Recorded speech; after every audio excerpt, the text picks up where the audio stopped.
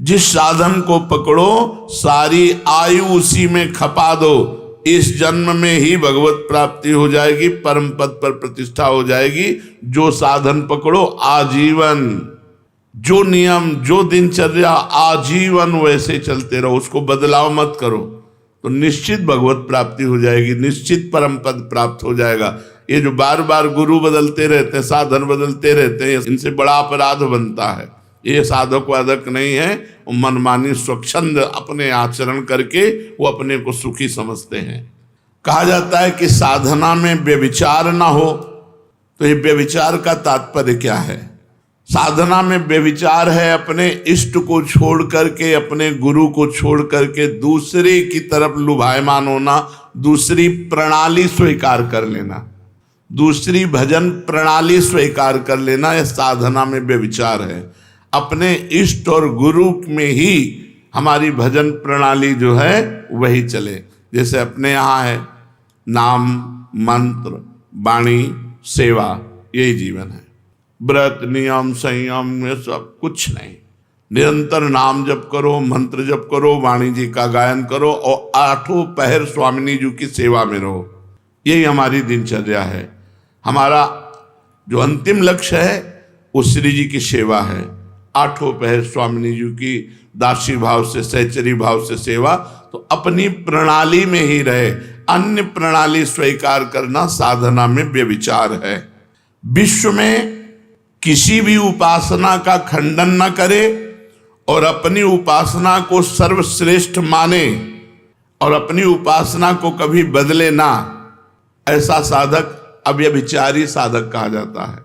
और जो बार बार अपनी साधना को बदलता है वो व्यभिचारी साधक है, वो लक्ष्य को प्राप्त नहीं कर पाता। क्या साधना की जो हमें अनुभूति हो रही है उसे प्रकट करके किसी को बता देने में हानि होती है? अपनी साधना और साधना की सफलता कभी भी किसी से नहीं बतानी चाहिए, नहीं बाधा पड़ जाएगी, पक्का बाधा पड़ जाएगी। आपकी दिनचर्या क्या है और आपकी अनुभूति क्या है, मरते दम तक, जब तक भगवत साक्षात्कार न हो जाए तब तक न बताओ। भगवत साक्षात्कार हो गया फिर तो कोई घाटा पड़ने वाला है ही नहीं। साधन काल में साधक को अपनी साधना और साधना की अनुभूति कभी किसी को भी नहीं बतानी चाहिए। चाहे कितना कोई आत्मीय हो, घर का हो, प्रेमी हो, अपनी साधना की और अपने साधन की अनुभूति की बात कभी नहीं कहनी चाहिए।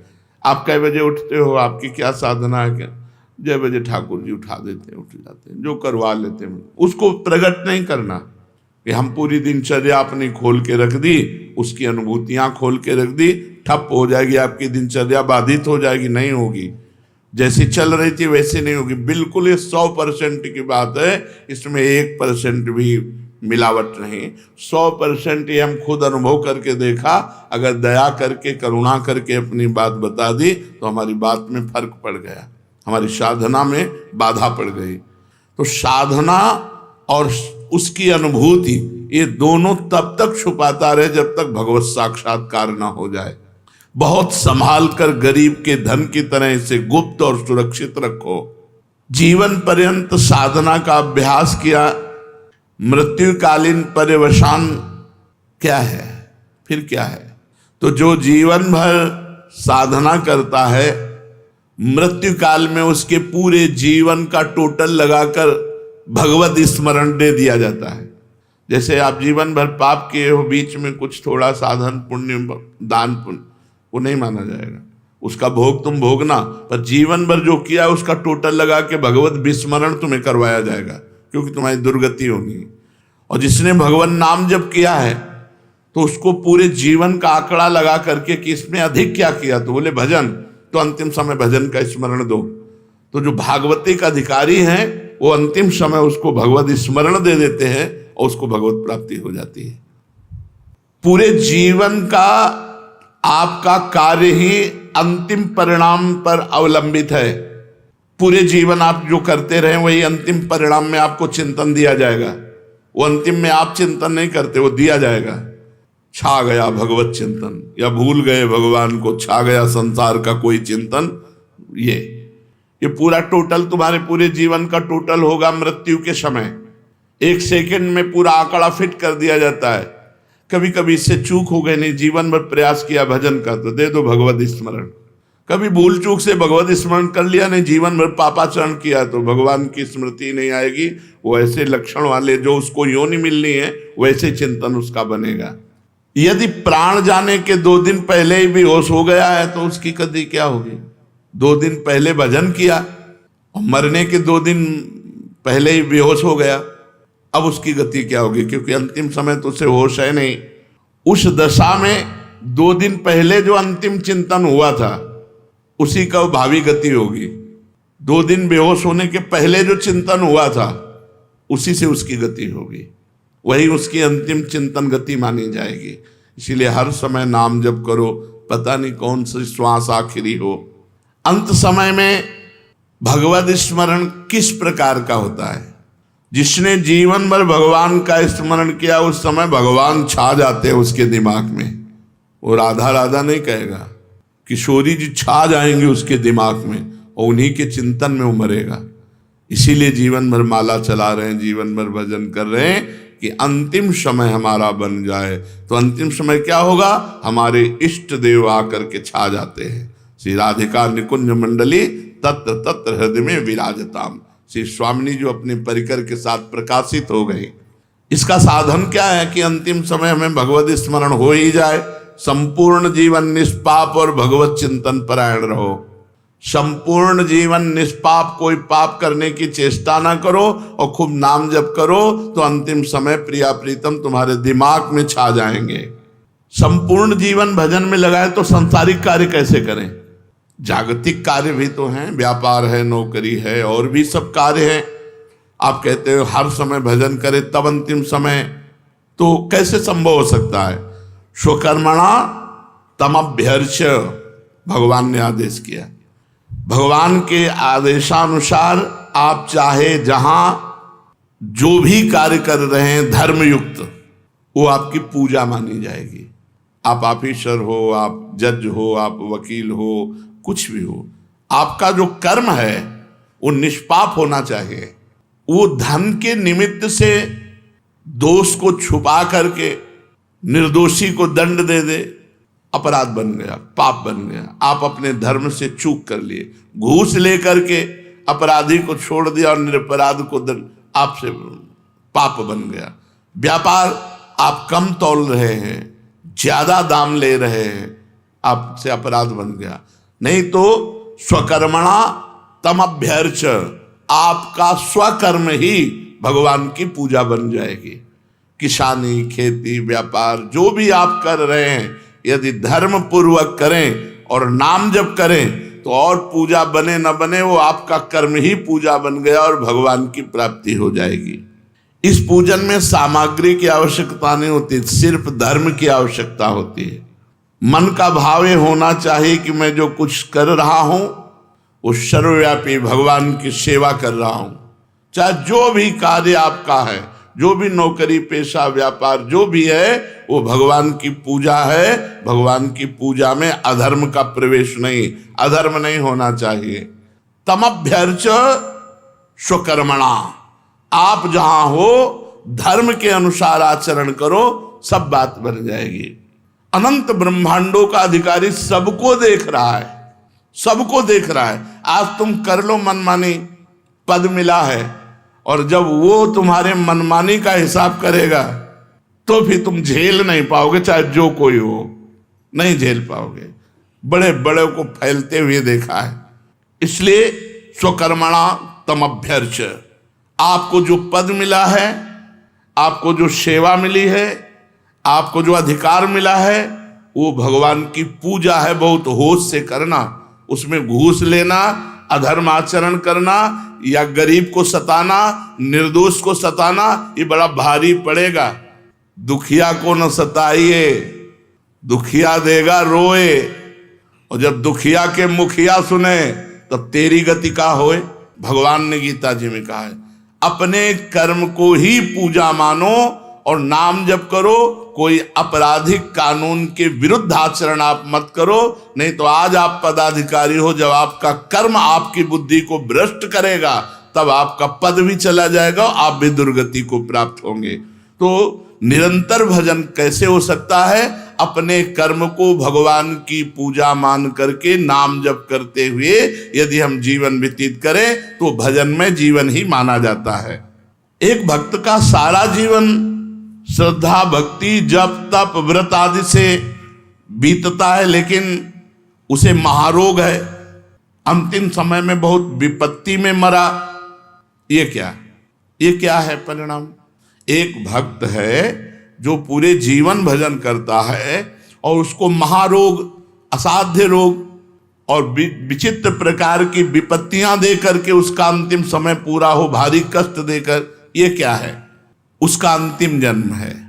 इसलिए अनेक जन्मों के कर्मों को थोड़ा थोड़ा करके एकत्रित करके उसको भोगवा कर उसका अंतिम जन्म होता है। जो ऐसा भक्त होता है जीवन भर साधन भजन किया, असाध्य रोग हो गया, बड़ी विपत्ति, बड़ा कष्ट, तो उसका अनादिकाल से सृष्टि में जब से उत्पन्न हुआ, अब आखिरी अंत होने जा रहा है, अब वो भगवान को प्राप्त होगा, तो उसके जीवन में वो कष्टों की बौछार हो जाती है। बोले ये कष्ट, ये कष्ट, ये कष्ट। पापी आदमी देखो मौत से घूम रहा है और वो दिन भर भजन करता है तो बड़ा परेशान है, उसके शरीर को बड़ी पीड़ा है, असाध्य रोग है, आदि आदि। तो ये पूर्व प्रारब्ध सब नष्ट हो रहे हैं उसके, क्योंकि उसका अंतिम जन्म है। अचल डटे रहना चाहिए, हिलना नहीं चाहिए, भयभीत नहीं होना चाहिए, श्रद्धा भक्ति से और भजन बढ़ाते रहना चाहिए, कष्ट सहन करना चाहिए। अंतिम जन्म भगवान की कृपा से इस संसार की आवागमन चक्र से वो मुक्त हो गया। इसलिए बड़े बड़े संतों को भी भीषण पीड़ा में, कष्ट में देखा जाता है। साधन मार्ग में ये बड़ी विभिन्नता देखी जाती है। ये क्यों? रुचि, समझ, चित्तवृत्ति का प्रवाह, अंतःकरण का मलिन होना अलग अलग। किसी की रुचि अलग है, थोड़ा भजन किया, थोड़ा प्रपंच किया। किसी का अंतःकरण मलिन है, किसी की समझ ठीक नहीं है, कोई तीनों गुणों के प्रभाव से प्रभावित रहता है, कोई पूर्व संस्कार से प्रभावित रहता है, कोई नवीन वातावरण से प्रभावित हो जाता। साधक वही है, ना अपनी रुचि, ना अपनी समझ, ना अंतःकरण का प्रभाव, न त्रिगुण का प्रभाव, न पूर्व संस्कार का प्रभाव, न वातावरण का प्रभाव, डट के भजन करे, सबको गिरा दे। ये महाभारत है। डट के भजन करे, इन सबको रौंद डाले। पूर्व संस्कार, प्रारब्ध, ये वो सब। भजन में अपार सामर्थ्य है। अगर थोड़ा बड़ा भजन करोगे तो आपकी रुचि आपको गिरा देगी, भोगों की तरफ है। आपकी समझ आपको गिरा देगी, आपका अंतःकरण मलिन वो आपको गिरा देगा, तीनों गुण आपको गिरा देंगे, पूर्व संस्कार गिरा देंगे। भजन डट के करो और भजन हट के करो। देखो अभी सब पूर्व संस्कार मिट जाएंगे, प्रारब्ध क्षीण हो जाएगा, रोग का प्रभाव नहीं पड़ेगा, समझ ठीक हो जाएगी, रुचि नाम में भगवान में हो जाएगी। तो हम एक शब्द में जानना चाहते हैं कि साधक हम कौन है? किसे कह सकते हैं कि ये साधक है? जिसने अपने सांसारिक बंधनों के काटने के लिए निरंतर नाम जप का नियम ले लिया, वही साधक है। निरंतर नाम जप का नियम जिसने ले लिया वही साधक है। संसार बंधनों को काटने के लिए जिसने निरंतर नाम जप का नियम लिया वही साधक है। वैसे साधक अपनी साधना को बचाने के लिए क्या करे? सत्संग, रोज सत्संग। इससे साधना बचेगी, बढ़ेगी और पचेगी भी। साधना जब नहीं पचती है तो भला फुलरा होता है, अपने साधन का अहंकार होता है, वो दिखाई देता है साधन का अहंकार। एक बार एक संत नाव में जा रहे थे तो एक तपस्वी योगी थे, सिद्धि प्राप्त थी, तो गंगा जी में खड़ाऊ पैर करके वो चलते हुए जब बीच में पहुंचे तो उनका, ए महात्मा यही भजन करते हो, नाव में बैठे हो? तो चुप बैठे थे। पार हुए, नाविक से कहा भैया कितने रुपया है? बोले 2 रुपया। 2 रुपया दे। फिर उन महात्मा से कहा जिन गंगा जी को भगवान शंकर अपने मस्तक पर धारण करते हैं, तू अपने योग के प्रभाव से उन पर पादुका पहन के आया, सारी तेरी तपस्या नष्ट हो गई। जो 2 रुपए में काम बना, पूरे जीवन की तपस्या प्रदर्शन में तूने नष्ट कर दी, अब तेरे पास कुछ नहीं रह गया। विचार करना मेरी बात का। तो जब साधना का फुलरा होता है, अहंकार होता है, तो कुछ दिखावा करने का होता है, उसी में नष्ट हो जाता है। तो सत्संग साधन को बढ़ाता है और साधन को पचाता भी है। जो रोज सत्संग सुनते हैं तो ऐसी कई बातें आती हैं जिससे हमारे अहंकार पर चोट लगती है। अभी तो हम निरंतर नहीं जप पा रहे, अभी तो हम सहनशील नहीं, अभी तो हमारी विषयों में रुचि, उसे अपने दोष दिखाई देते हैं और गुण ढक जाते हैं, तो अहंकार नहीं होता। इसलिए साधना को बचाने के लिए रोज सत्संग होना चाहिए, भगवान नामों का नियम पूर्वक जप होना चाहिए, किसी भी प्राणी की निंदा अपराध नहीं होना चाहिए, किसी की भी निंदा न करे। अगर भजनानंदी किसी की निंदा करेगा तो उसका भजन क्षीण हो जाएगा, उसकी साधना निष्फल हो जाएगी। पर निंदा के किए ते आवत नहीं, कछुआत मूर्ख पर्वत पाप को ले चल अपने साथ। किसी को दुख नहीं पहुंचाना, किसी की निंदा नहीं करनी और अपने भाव को गुप्त रखना है। प्रारंभिक अवस्था में बस इतनी बात साधक पकड़ ले, सत्संग, नाम जप, किसी की निंदा नहीं करनी, सावधानी पूर्वक अपने भावों को गुप्त रखना है, इसी से बात बन जाएगी। जो सत्संग सुनो उसका मनन करो, आचरण में उतारो। शेष चर्चा आगे। श्री राधा वल्लभ लाल की जय।